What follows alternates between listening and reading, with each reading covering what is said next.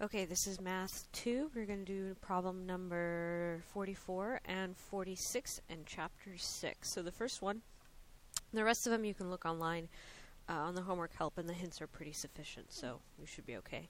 It says for 44, calculate the area and perimeter of ABC at the right. Give both exact and approximate decimal answers. The answer for the area and perimeter is only given to you as in decimal or approximation.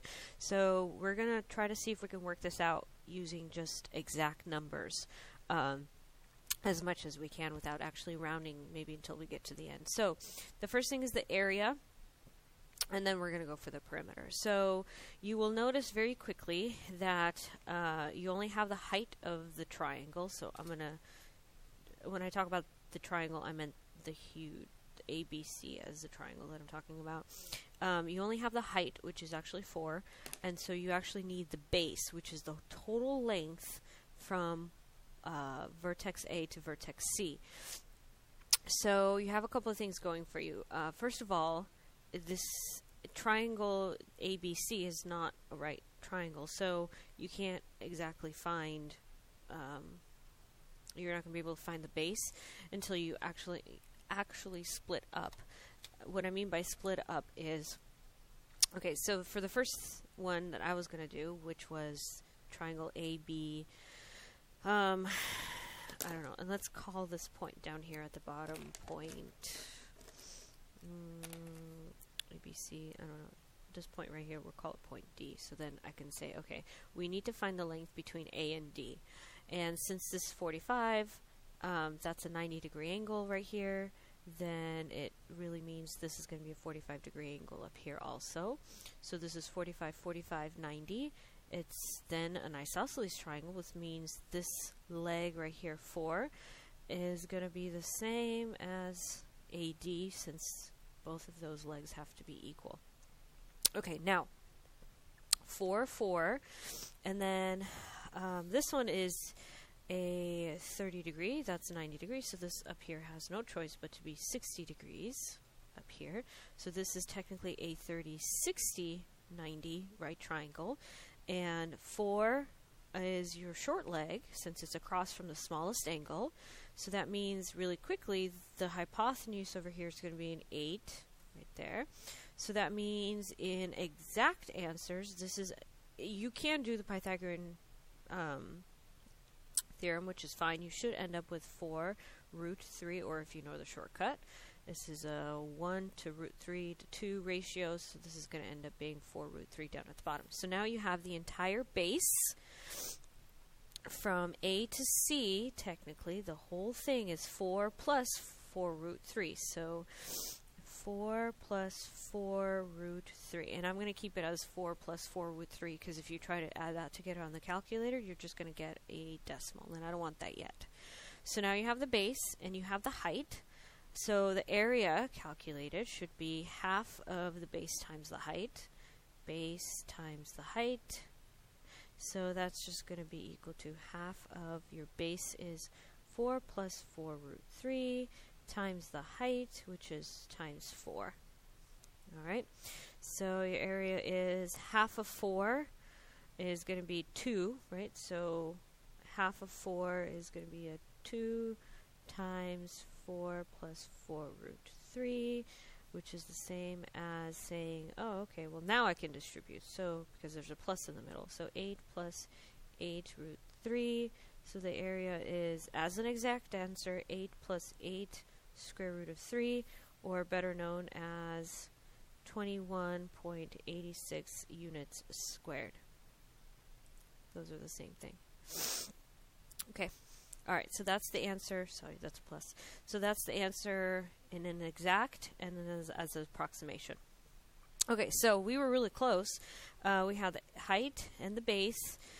We really need the perimeter of the yellow one, ABC. So we have the bottom part. We have 8 from the hypotenuse from triangle BDC. So we really just need the hypotenuse from triangle ABD. And since we previously calculated that it was a 45, 45, 90, that's 4, that's 4. If you do the Pythagorean theorem, or if you just know the shortcut, you should end up with 4 root 2. as the length between A and B. So as a perimeter, we're going to add up the outsides. So we have, as a perimeter, we have the distance between A and B, which is 4 root 2, plus the distance between B and C, which is 8, plus the bottom AC, which is 4, plus 4 root 3, and we're going to add all those together. Or what we can add together, I should say. 4 plus 8 are the only two like terms, so this would be 12, right here, from 8 and then 4, and then plus 4 root 2, plus 4 root 3. Okay, that's technically it as an exact answer. You cannot add 4 root 2 plus 4 root 3 together. That's not going to equal to 8 root 5 or something like that. That's obviously, no. Those are not like terms. That's like an x over here and that's like a y over there, so that's not going to work out. So as an approximation, if you put it on the calculator, you should get 24.59 units as an answer for your perimeter. So both of these are the answers that you want. Alright, so please feel free to go back and look and see how I did that one more time if you got lost a little bit. Okay, 46. The reason I'm doing this one is I'm not going to do B. You should know how to do B. It says, hint, start taking the square root of both sides. Look, just take the square root of both sides and then work from there. If you should get 2 answers for this one. Actually, both of them you should get 2 answers. It's this one that I'm concerned about because this is not in standard form. And you actually have to change it into standard form before you can use the quadratic formula. So if you haven't had a lot of practice with that, this can get a little confusing. So the first thing you should notice, number 1, is that this is not equal to 0. So we're going to have a little bit of an issue right here. But even before that, this is not in ax squared plus bx plus c in any sort of way. So you cannot use the quadratic formula until you get it to look like the standard form, which is ax squared plus bx plus c equal to 0. Alright, that's what you have to get it to look like before you can use that. Alright, so I'm going to rewrite it first. 3x minus 4 equals 5. And I have to distribute. There's no way around this one. So I'm going to take the x and multiply it straight through. So it's 3x squared minus 4x, right, equals 5. Oh, I'm almost there. Yay!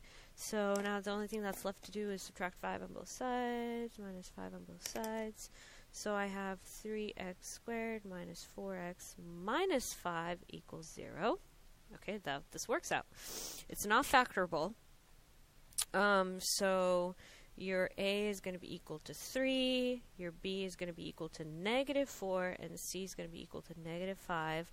And then in the hint it said you're going to need to use the quadratic formula. So please make sure you plug in everything correctly into your quadratic formula, and then you should get 2 answers. One of them is 2 plus the square root of 19 over 3, and then 2 minus the square root of 19 over 3.